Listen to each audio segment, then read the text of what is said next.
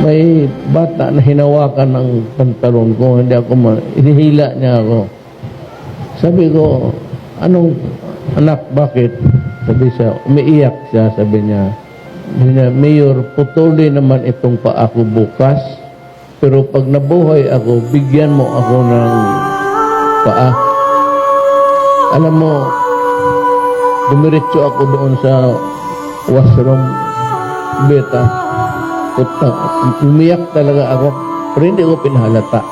Ang nakapula ang mata ko.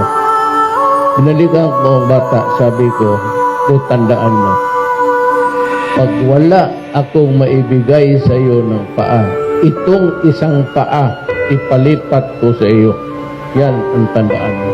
Pre, pag napunta ako doon sa inyo, ikaw mag-alaga sa akin, ha? Magpagaling ka. Sir, salamat po talaga, sir. Huwag po kayo magbabago. Itlog. Ang importante yung ginapugiran mo ang hindi matanggal. Pag yan ang tinanggal, putang ina. Pati ako iiyak.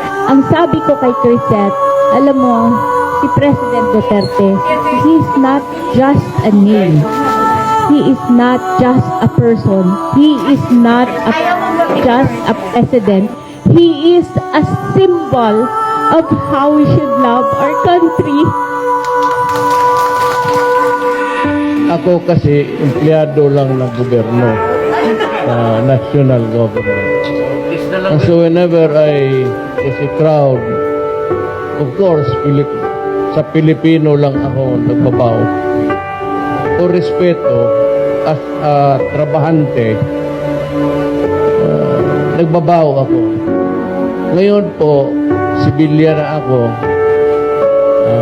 hindi na ninyo ako trabahante, pareho-pareho na tayo, pagbabay-babay talaga.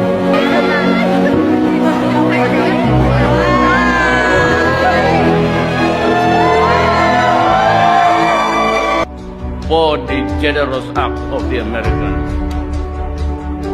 The bells are returned.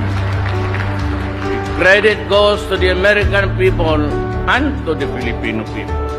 Period.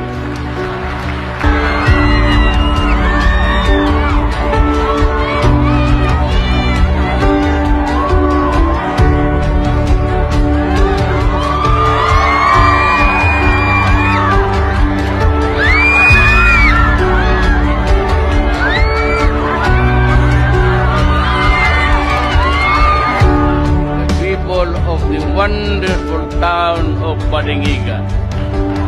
Mabuhay kayong lahat.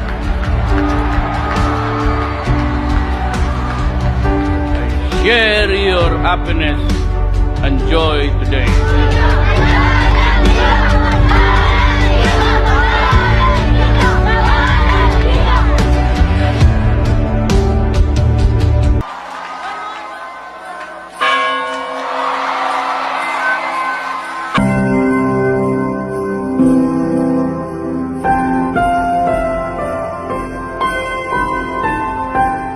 Daghang